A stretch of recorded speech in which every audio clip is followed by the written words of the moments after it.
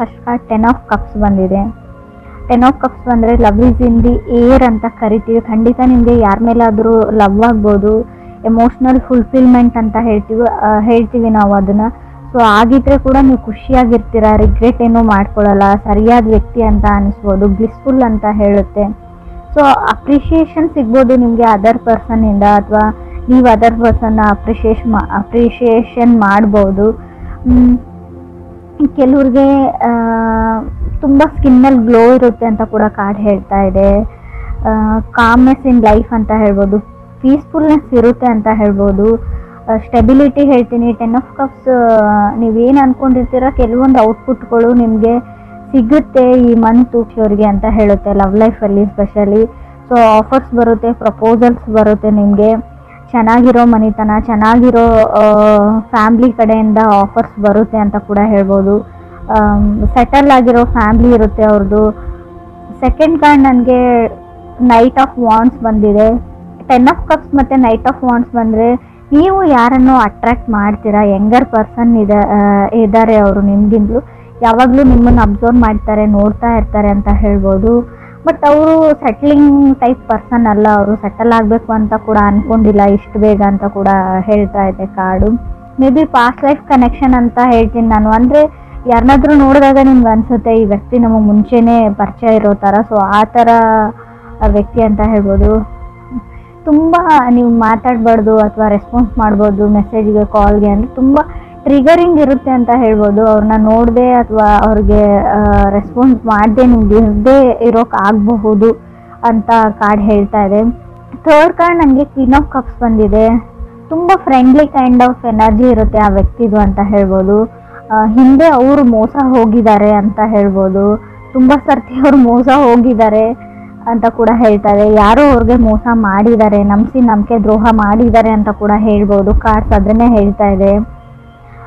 ಕೆಲವ್ರಿಗೆ ಸಿಂಗಲ್ ಇರೋರಿಗೆ ಸಿಂಗಲ್ ಆಗಿರಲ್ಲ ಅಂತ ಹೇಳುತ್ತೆ. ಕಮಿಟ್ಮೆಂಟ್ ಆ್ಯಂಡ್ ರಿಲೇಷನ್ಶಿಪ್ ಇದೆ ನಿಮಗೆ ಕೂಡ ಕಾರ್ಡ್ಸ್ ಹೇಳ್ತಾ ಇದೆ. ಫೋರ್ತ್ ಕಾರ್ಡ್ ನನಗೆ 8 ಆಫ್ ಸಾರ್ಟ್ಸ್ ಬಂದಿದೆ.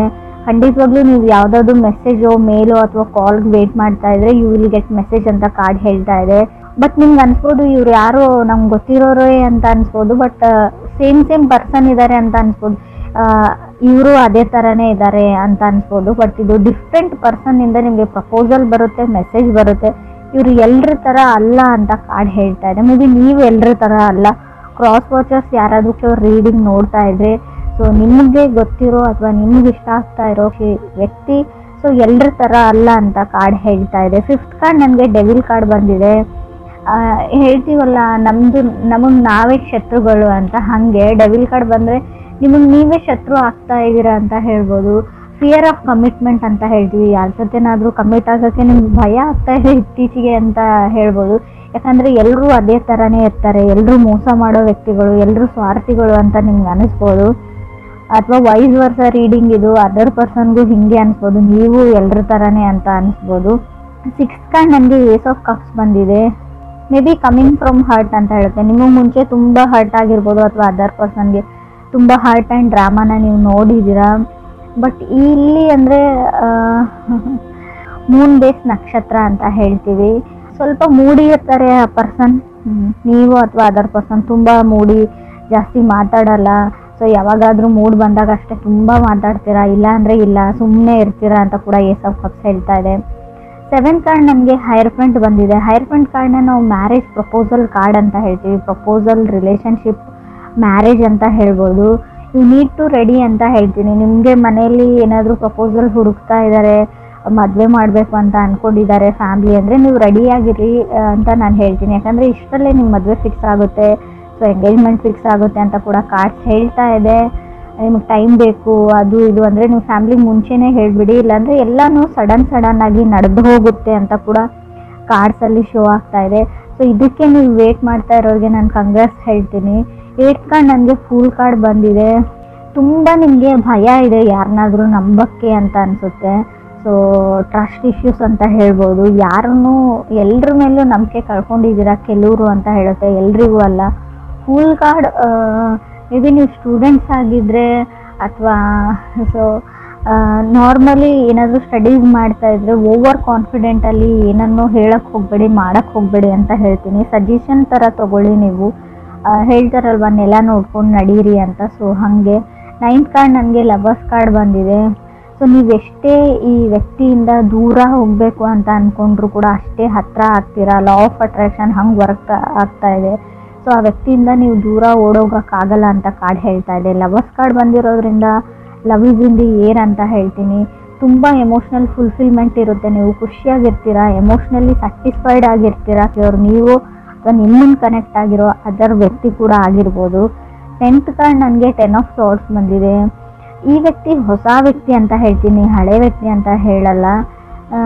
ಫೀಲಿಂಗ್ಸ್ ಇದೆ ಅದರ್ ಪರ್ಸನ್ಗೆ ನಿಮ್ಮ ಮೇಲೆ ಅಂತ ಸ್ಟ್ರಾಂಗ್ ಆಗಿ ಶೋ ಆಗ್ತಾ ಇದೆ ಕಾರ್ಡ್ಸಲ್ಲಿ. 10 ಆಫ್ ಸಾರ್ಡ್ಸ್ ಇರೋದ್ರಿಂದ ಮೇ ಬಿ ಹೊಸ ಮನೆ, ಹೊಸ ವ್ಯಕ್ತಿ, ಹೊಸ ಫ್ಯಾಮಿಲಿ ಅಂತ ಹೇಳ್ಬೋದು. 11th ಕಾರ್ಡ್ ನನಗೆ 4 ಆಫ್ ಕಪ್ಸ್ ಬಂದಿದೆ. ಕಾಂಪ್ರಮೈಸಿಂಗ್ ಅಂತ ಹೇಳ್ಬೋದು.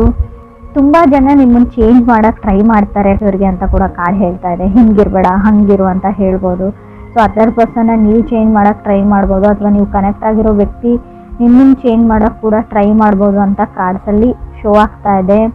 12th ಕಾರ್ಡ್ ನನಗೆ ಟವರ್ ಕಾರ್ಡ್ ಬಂದಿದೆ. ನಾನು ಆಲ್ರೆಡಿ ಹೇಳಿದ್ದೀನಿ, ನಮ್ಮ ಮೈಂಡೇ ನಮ್ಮ ಶತ್ರು ಅಂತ. ಮೈಂಡ್ ಈಸ್ ದಿ ಎನಿಮಿ ಅಂತ ಕಾರ್ಡಲ್ಲಿ ಶೋ ಆಗ್ತಾ ಇದೆ. 7th ಹೌಸ್ ಲಾರ್ಡ್ನ ನೋಡೋದಾದರೆ ಡಿಪೆಂಡಿಂಗ್ ಆನ್ ದಶಾ ಅಂತ ಹೇಳ್ತೀವಿ. ನಿಮ್ಮ ದಶಾ ಭುಕ್ತಿ ಯಾವ ಥರ ನಡೀತಾ ಇದೆ. ಸೊ ಆದಷ್ಟು ನೀವು ಮೈಂಡ್ನ ಮಾತು ಕೇಳಿದೆ, ಸೊ ಮನಸ್ಸಿನ ಮಾತು ಕೇಳಿ ಡಿಸೈಡ್ ಮಾಡಿ. ಈ ಮಂತು ಬರೀ ಎಲ್ಲ ಮಂತು ಅಲ್ಲ ಅಂತ ಹೇಳ್ತೀನಿ. ಸ್ಪೆಷಲಿ ಈ ಮಂತ್ ಅಷ್ಟೇ ನೀವು ಮನಸ್ಸಿನ ಮಾತನ್ನ ಕೇಳಿ ಅಂತ ಕಾರ್ಡ್ ಹೇಳ್ತಾ ಇದೆ. ಫೂಲ್ ಕಾರ್ಡ್ ಜೊತೆ ಲವರ್ಸ್ ಕಾರ್ಡ್ ಬಂದರೆ ಸೊ ನಾವು ಹೇಳ್ತೀವಿ ತುಂಬ ಫ್ರೀ ಲಿಬ್ರೇಟೆಡ್ ಪರ್ಸನ್ ಅಂತ ಹೇಳ್ಬೋದು. ಜಾಸ್ತಿ ಯಾವುದನ್ನು ಯೋಚನೆ ಮಾಡಲ್ಲ ಅವರು ಅದರ್ ಪರ್ಸನ್ನು. ಸೊ ಹ್ಯಾಪಿ ಆಗಿರುವಂಥ ವ್ಯಕ್ತಿ ಅಂತ ಅನಿಸುತ್ತೆ. ಹಳೆದೆಲ್ಲ ಮನಸ್ಸಲ್ಲಿ ಇಟ್ಕೊಳ್ಳೋ ಅಂಥ ವ್ಯಕ್ತಿ ಅಲ್ಲ. ಸೊ ತುಂಬ ಚೈಲ್ಡಿಶ್ ಎನರ್ಜಿ ಕೂಡ ಇದೆ ಅಲ್ಲಿ. ಸೊ ಚಿಕ್ಕ ಮಕ್ಕಳ ಥರ ಆಡುವಂಥ ವ್ಯಕ್ತಿ ನೀವು ಅಥವಾ ಅದರ್ ಪರ್ಸನು. ತುಂಬ ಕಾಮಾಗಿರ್ತಾರೆ ಅವರು. ಲೈಫ್ನ ಚಿಕ್ಕ ಪುಟ್ಟ ವಿಷಯನಾಗಲಿ ಎಂಜಾಯ್ ಮಾಡ್ತಾರೆ, ಯಾವಾಗಲೂ ನಗ್ತಾ ಇರ್ತಾರೆ. ಸೊ ಆ ಥರ ವ್ಯಕ್ತಿಯಿಂದ ನಿಮಗೆ ಪ್ರಪೋಸಲ್ ಬರುತ್ತೆ. ರಿಲೇಷನ್ಶಿಪ್ನ ಹೇಳ್ತೀನಿ ನಾನು, ಮ್ಯಾರೇಜ್ನ ಹೇಳ್ಬೋದು. ಸೊ ಎಲ್ಲೂ ನನಗೆ ಬ್ರೇಕಪ್ ಅಂತ ಎಲ್ಲೂ ಕಾಣಿಸ್ತಾ ಇಲ್ಲ ಕಾರ್ಡ್ಸಲ್ಲಿ. ಸೊ ನಿಮ್ಮದು ಬ್ರೇಕಪ್ ಆಗಿದ್ದರೆ ಫುಲ್ ಕಾರ್ಡ್ ಇರೋದ್ರಿಂದ ಮೇ ಬಿ ರೀಕನ್ಸಿಲೇಷನ್ ಕೂಡ ಆಗುವಂಥ ಚಾನ್ಸಸ್ ಇದೆ. ಇನ್ ಕೇಸ್ ನೀವು ಕಮ್ಯುನಿಕೇಷನ್ ಮಾಡೋಕ್ಕೆ ಟ್ರೈ ಮಾಡಿದರೆ, ಸೊ ಹಾಯ್ ಅಂತನಾದರೂ ಮೆಸೇಜ್ ಕಳಿಸಿದರೆ, ಸೊ ಒಂದು ಸರ್ತಿ ಟ್ರೈ ಮಾಡಿದರೆ ಪ್ಯಾಚಪ್ ಆಗೋ ಚಾನ್ಸಸ್ ಇದೆ. ಲವರ್ಸ್ ಕಾರ್ಡ್ ಇರೋದ್ರಿಂದ ರೀಕನ್ಸಿಲೇಷನ್ ಇಲ್ಲೂ ನಾನು ಸ್ಟ್ರಾಂಗ್ ಆಗಿ ಹೇಳ್ತೀನಿ. ನಿಮ್ಮ ಎಕ್ಸು ನಿಮ್ಮ ಲೈಫಲ್ಲಿ ಮತ್ತೆ ವಾಪಸ್ ಬರ್ತಾರೆ. ಸೊ ಹಾಗೆ ಹೊಸ ವ್ಯಕ್ತಿನೂ ಬರ್ತಾರೆ. ಲವರ್ಸ್ ಕಾರ್ಡ್ ಅಂದರೆ 2 ಆಪ್ಷನ್ಸ್ ಇರುತ್ತೆ. ನೀವು ಯಾವುದನ್ನು ಚೂಸ್ ಮಾಡ್ಕೊಳ್ತೀರಾ ಅನ್ನೋದು ಕೂಡ ನಿಮ್ಮ ಮೇಲೆ ಬಿಟ್ಟಿರುತ್ತೆ ಅಂತ ಕೂಡ ಕಾರ್ಡ್ಸ್ ಹೇಳ್ತಾ ಇದೆ. ಗುಡ್ ನ್ಯೂಸ್ ಅಂತ ಹೇಳ್ತೀನಿ ನಾನು. ಮೂನ್ ಬೇಸ್ ನಕ್ಷತ್ರ. ಸೊ ಮೇ ಬಿ ಸ್ವಲ್ಪ ಮೂಡಿ ಇರ್ತಾರೆ ಅವರು, ಆ ವ್ಯಕ್ತಿ ಅಥವಾ ನೀವು ಮೂಡಿ ಇರ್ಬೋದು ಅಂತ ಹೇಳುತ್ತೆ. ಫಸ್ಟ್ ಕಾರ್ಡ್ ಪ್ರಕಾರ ನೋಡೋದಾದರೆ 10 ಆಫ್ ಕಪ್ಸ್ ಬಂದಿರೋದ್ರಿಂದ ಯಾರ್ಯಾರು ಸಿಂಗಲ್ ಇದ್ದೀರಾ, ಸೊ ಅವರಿಗೆ ಖಂಡಿತವಾಗ್ಲೂ ಸಮ್ಮನ್ ಸ್ಪೆಷಲ್ ಥರ ವ್ಯಕ್ತಿ ನಿಮ್ಮ ಲೈಫಲ್ಲಿ ಬರ್ತಾರೆ ಈ ಮಂತು ಅಂತ ಹೇಳಿ. ತುಂಬ ಜನನ ನೀವು ಅಟ್ರ್ಯಾಕ್ಟ್ ಮಾಡ್ತೀರಾ. ತುಂಬ ಜನ ಫ್ರೆಂಡ್ಲಿ ಟೈಪ್ ಆಫ್ ಎನರ್ಜಿ ಇರೋದ್ರಿಂದ ತುಂಬ ಜನ ಒಂದು ಗ್ರೂಪ್ ಥರ ಇರುತ್ತೆ ನಿಮ್ಮದು. ಯಾರನ್ನ ನೀವು ಚೂಸ್ ಮಾಡ್ಕೊಳ್ತೀರಾ ಅನ್ನೋದು ಕೂಡ ನಿಮ್ಮ ಮೇಲೆ ಬಿಟ್ಟಿರೋದು ಅಂತ ಅನಿಸುತ್ತೆ ನನಗೆ. 8 ಆಫ್ ಸಾರ್ಡ್ಸ್ ಕಾರ್ಡ್ ಇರೋದ್ರಿಂದ ಖಂಡಿತವಾಗ್ಲೂ ಕಮ್ಯುನಿಕೇಷನ್ನ ನಾನು ಹೇಳ್ತೀನಿ. ನೀವು ಯಾವುದಾದ್ರೂ ಮೆಸೇಜ್ಗೂ ಅಥವಾ ಕಾಲ್ಗೂ ವೇಟ್ ಮಾಡ್ತಾ ಇದ್ದರೆ you will get a message ಅಂತ ಕಾರ್ಡ್ ಹೇಳ್ತಾ ಇದೆ. ಬಟ್ ಡಿಫ್ರೆಂಟ್ ಒನ್ ಅಂದರೆ ನೀವು ಎಕ್ಸ್ಪೆಕ್ಟ್ ಮಾಡಿರೋ ವ್ಯಕ್ತಿಯಿಂದ ಮೆಸೇಜ್ ಬರುತ್ತೋ ಇಲ್ವೋ ಗೊತ್ತಿಲ್ಲ. So somebody from different person ಅಂತ ಹೇಳ್ತಾ ಇದೆ. ಪಾಸ್ಟ್ ಲೈಫ್ ಕನೆಕ್ಷನ್ ಹೇಳ್ತೀನಿ ನಾನು ಡೆವಿಲ್ ಕಾರ್ಡ್ ಇರೋದ್ರಿಂದ. ಡೆವಿಲ್ ಕಾರ್ಡ್ ಯಾವ ಥರ ಅಂದರೆ ಇಲ್ಲದೆ ಇರೋದ್ರ ಬಗ್ಗೆ ನೀವು ಜಾಸ್ತಿ ಯೋಚನೆ ಮಾಡ್ತೀರಾ. ಇದಿರ್ಬೋದಾ, ಇದು ಹಿಂಗೇನಾ. ಆ್ಯಕ್ಚುಲಿ ಅದು ಪ್ರಾಕ್ಟಿಕಲಿ ನೋಡೋದಾದರೆ ಆ ವಿಷಯ ಇರೋದೇ ಇಲ್ಲ, ಆ ಸಿಚುವೇಶನ್ ನಿಮ್ಮ ಲೈಫಲ್ಲಿ ಬರೋದೇ ಇಲ್ಲ ಅಂತ ಅನಿಸುತ್ತೆ. ಸೊ ತುಂಬ ನೆಗೆಟಿವ್ ಅಥವಾ ಟಾಕ್ಸಿಕ್ ಥಿಂಕಿಂಗ್ನ ಬಿಡಿ ಅಂತ ಹೇಳ್ತೀನಿ. ಡಿಲೇ ಅಂತ ಏನಿತ್ತು ಅವ್ರ ಲೈಫಲ್ಲಿ ಅದು ಮುಗ್ದಿದೆ ಅಂತ ಹೇಳ್ಬೋದು. ನಿಧಾನ ಅನ್ನೋದು ಮುಗ್ದಿದೆ. ಹ್ಯಾಪಿನೆಸ್ ಓವರ್ಲೋಡೆಡ್ ಅಂತ ಹೇಳ್ತೀನಿ. ನಿಮ್ಮ ರೀಡಿಂಗಲ್ಲಿ ಫುಲ್ ಖುಷಿಯಾಗಿರೋ ಲವ್ ಲೈಫ್ ರೀಡಿಂಗ್ ಇದು ಅಂತ ನಂಗೆ ಅನಿಸುತ್ತೆ. ರಿಲೇಷನ್ಶಿಪ್ ರೀಡಿಂಗ್ ಆದರೂ ತೊಗೊಳ್ಳಿ ನೀವು. ತುಂಬ ಖುಷಿಯಾಗಿರ್ತೀರಾ.